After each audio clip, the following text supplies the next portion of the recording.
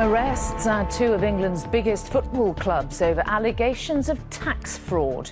The arrests came after raids at Newcastle United and West Ham. Both clubs are now under investigation. Dozens of HMRC officials seized computers, mobile phones and business records. For the tax authorities to be involved on raids against these clubs of this scale shows there must be a major problem they're concerned about. Also tonight, the soldier jailed for the barbaric murder of his ex-girlfriend, days after she called police about his obsessive behaviour. He'd sent me a message saying, "I've been in the garden since 5. I had a knock at my door." The election battleground moves to the NHS. May and Corbyn clash over the choice facing voters and... It feels like yesterday. Two of the stars of England's 1966 World Cup triumph team up against Alzheimer's. I mean, we were united on the field, and we want people to be united against dementia.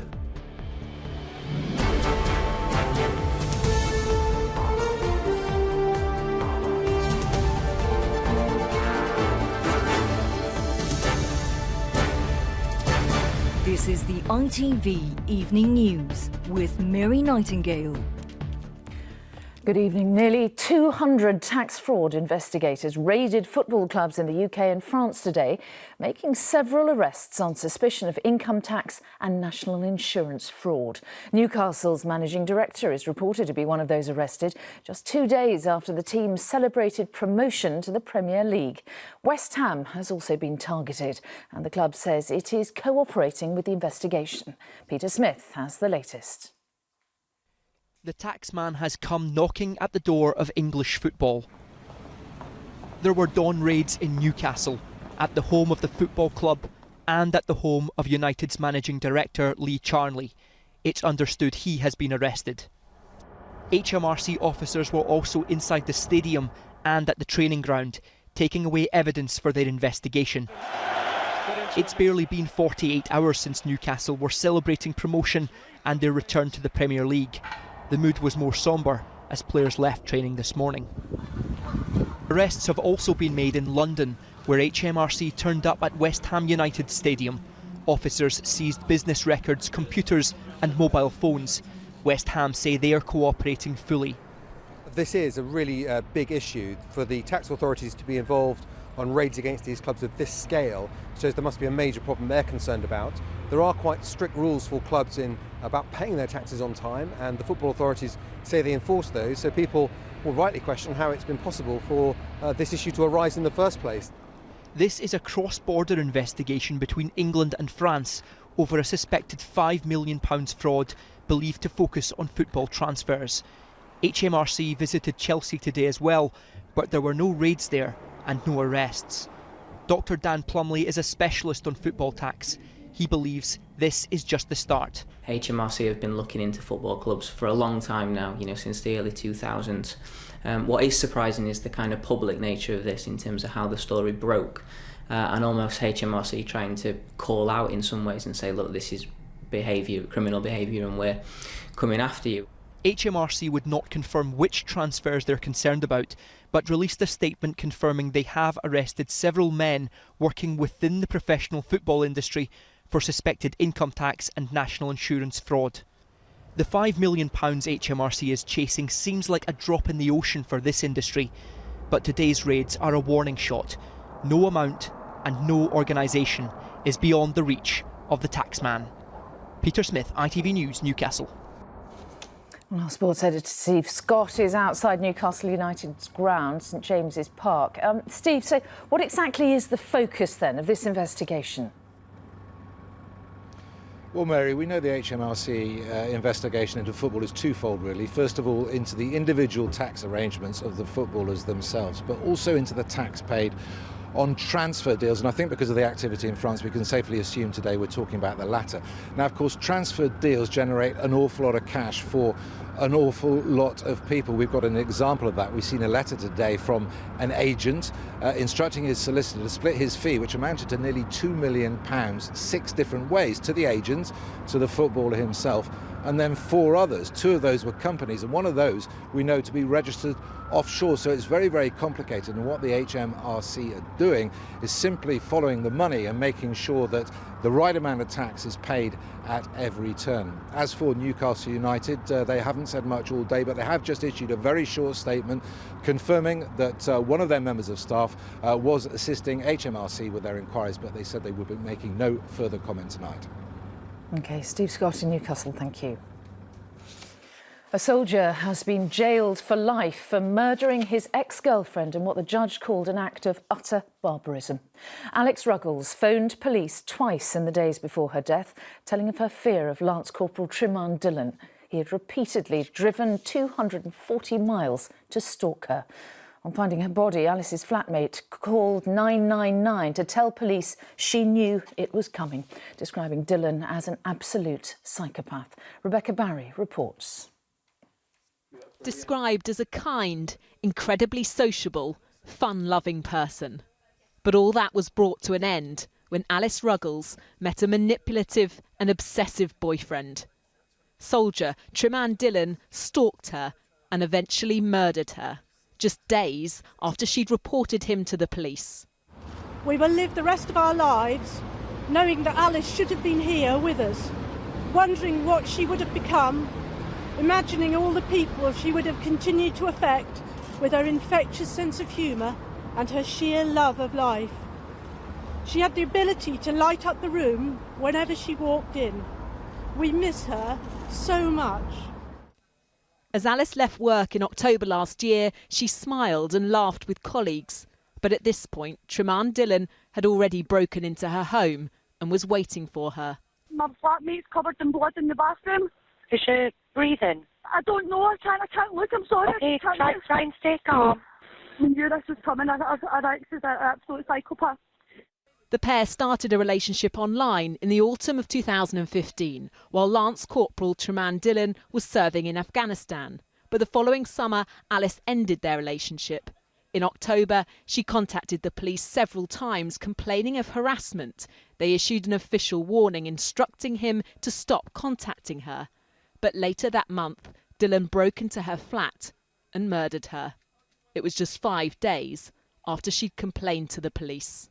I know that he's hacked into my Facebook and also my phone.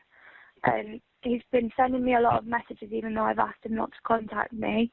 And well, he'd sent me a message saying I've been in the garden since 5. I had a knock at my door.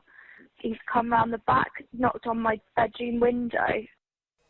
She later told friends she felt palmed off and that the police would only respond when he stabs me. The case has been referred to the Independent Police Complaints Commission. Of course we must learn lessons. If there are things that we've done wrong, that individually we've done wrong or organisationally we've done wrong, we absolutely will learn those lessons and we will do something about those things. Trimand Dillon will spend at least 22 years in jail for the murder described by the judge as an act of utter barbarism, for which he hasn't shown a shred of remorse. Rebecca Barry, ITV News. The police watchdog has criticised Surrey police for returning 2 shotguns to a man who went on to use one of them to kill his partner and stepdaughter.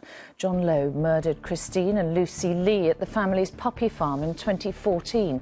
Christine's other daughters said they'd still be alive if police had acted properly.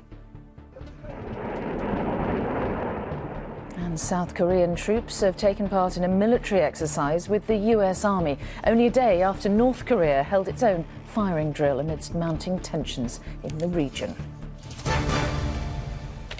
Here, Labour has promised to increase funding for the NHS, including paying staff more if they win the general election. It led to angry exchanges between Theresa May and Jeremy Corbyn at what was their last Prime Minister's questions before voters go to the polls. Let's get more now from our political correspondent, Paul Brand. Even those too young to vote are interested in a politician's vital signs. Does this one? have the right constitution to be Prime Minister. There's a doctor of the future here. And the future of our health service was Jeremy Corbyn's focus today as he met nurses and midwives in London to promise they'll get the care they need under Labour. Order! Questions to the Prime Minister!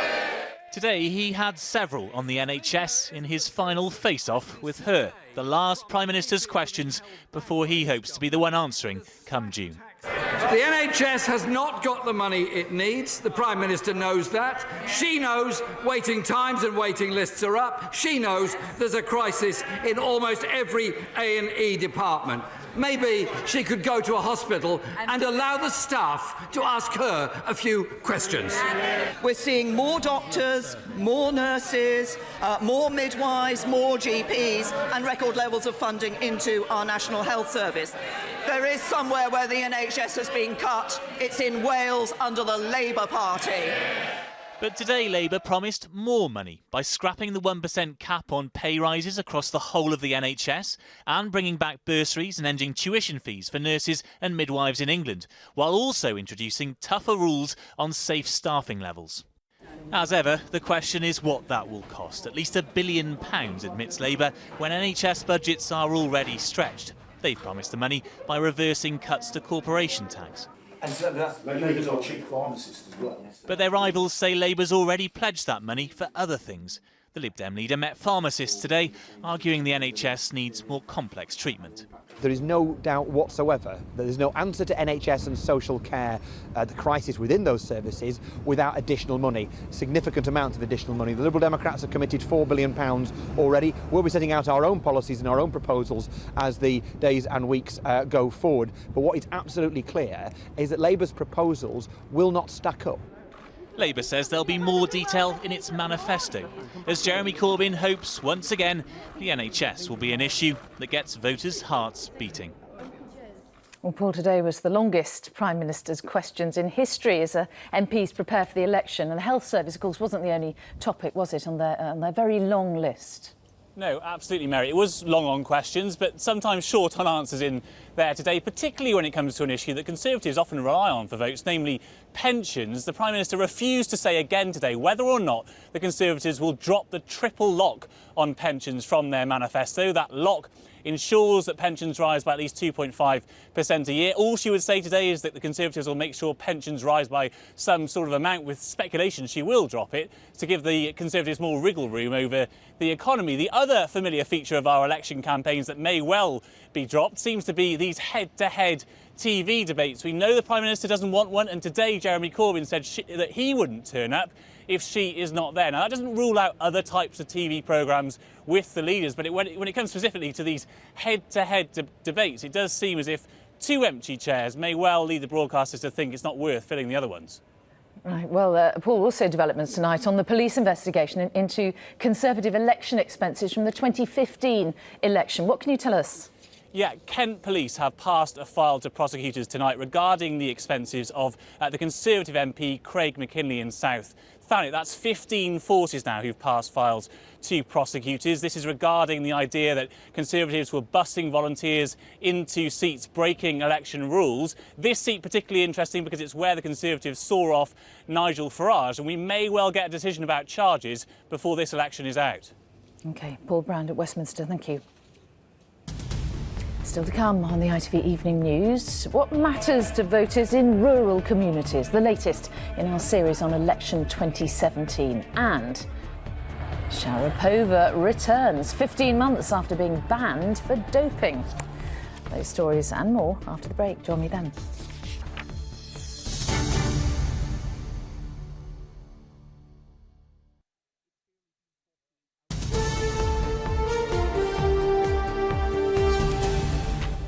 And welcome back. 1966 World Cup legends Sir Geoff Hurst and Gordon Banks are teaming up again in support of several of their former teammates who are now battling dementia. The pair have agreed to lead the Alzheimer's Society's biggest ever campaign, seeking a cure for the disease, which is now on course to be the 21st century's biggest killer. Today, as Paul Davis reports, they return to Wembley Stadium to pay tribute to their friends now living with dementia. It feels like yesterday. We felt invincible. It's especially cruel that 3 of our great team now have dementia. And Hurst goes through on his own. Geoff Hurst and Gordon Banks can recall every glorious moment of that day in July 1966, but 3 of their teammates celebrating here can't remember it at all now. On their behalf, the pair are spearheading the Alzheimer's Society's biggest ever campaign. It's very sad. I think one of the great things about being successful in the World Cup are the memories, which we still retain today, and people still talk about those memories. And what is sad about somebody with dementia, of course, they can't recall those wonderful memories, and that's really sad when you understand from their families that they can't recall those great days. They were world beaters, but dementia is no respecter of that. Ray Wilson was diagnosed with Alzheimer's in 2004, Nobby Stiles in 2012, and Martin Peters 1 year later. Jack Charlton now admits he's also struggling with memory loss. To see what they're like now, it's just terrible. It really is awful. You know, they can't remember anything. They're doing things that they shouldn't be doing, and the wives are looking after them. You know, doing the best that they possibly can without any help, and it's really sad.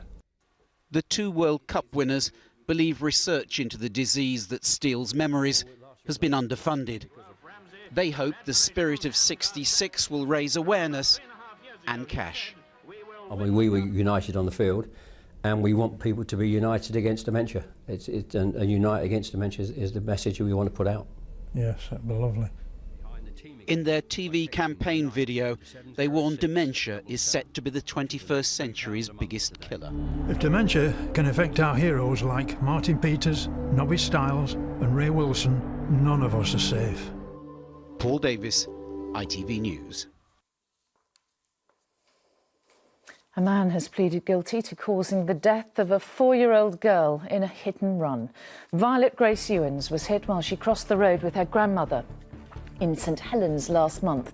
Aidan McAteer also admitted causing serious injury to Violet's grandmother, who's still in hospital. Insurance broker Swinton is planning to cut 900 jobs by the end of the year, a third of its workforce. It's also reviewing 84 high street branches, saying most of its customers now buy policies online or by phone. And Joey Barton says he's been forced into early retirement after the FA suspended him for 18 months. The Burnley midfielder had admitted betting on matches in breach of FA rules. He says he'll appeal the length of the ban. Now, all this week, we're gauging the views of people across the UK ahead of June's election. Tonight, we hear about the issues facing rural communities, from post-Brexit trade with Europe to how rural areas can stay connected to the wider world.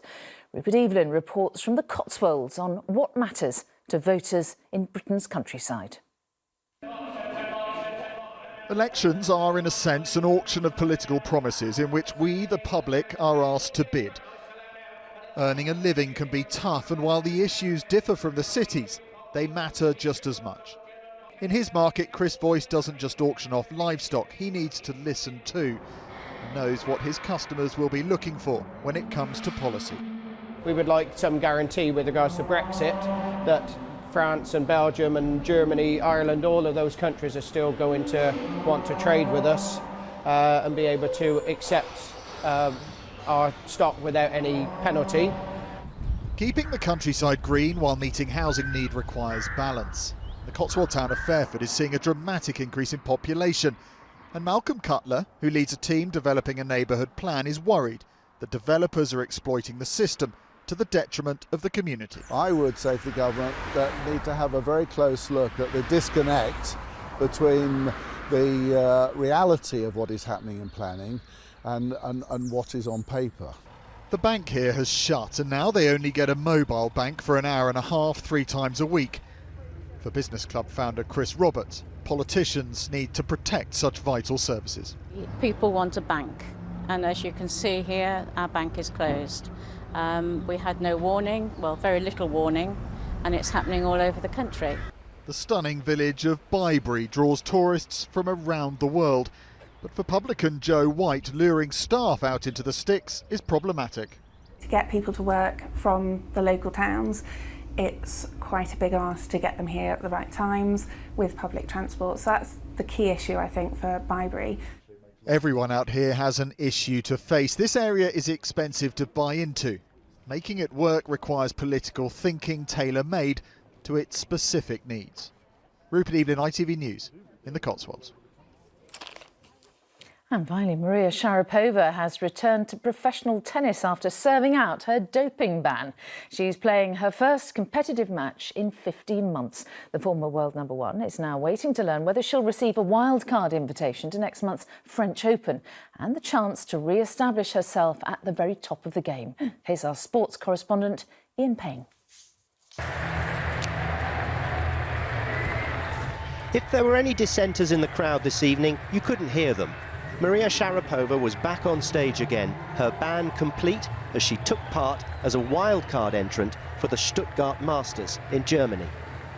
For more than 10 years, she was the highest-earning sportswoman in the world, mostly due to her glamorous off-court image and with it, her lucrative sponsorship deals. But at the Australian Open in 2016, she tested positive for a newly banned substance called meldonium. Weeks later, at a hastily arranged press conference, she admitted taking the drug, but said she didn't know it was now on the banned list. It's very important for you to understand that for 10 years, this medicine was not on WADA's banned list, and I had been legally taking the medicine for the past 10 years. Her 15-month suspension ended at midnight this morning, but her swift return has been criticised by many, not least her opponent this evening, Roberta Vinci, who's voiced concerns at wildcards for players who failed drugs tests. Others take a more lenient view. I think we now have to welcome her back on the basis that she has learnt her lesson. She adheres to the World Anti-Doping Agency's list of banned substances and processes, and she competes fairly as a clean tennis player in the future going forward. Sharapova, who was 30 last week, has already been given a wild card for 2 more upcoming tournaments. But we won't know until next month if there'll be one for the next Grand Slam event, the French Open, for the biggest noise in women's tennis. Ian Payne, ITV News. And that is all for now. Tom Bradby's here with news at 10. But from me and all the team here, have a great evening. Bye-bye.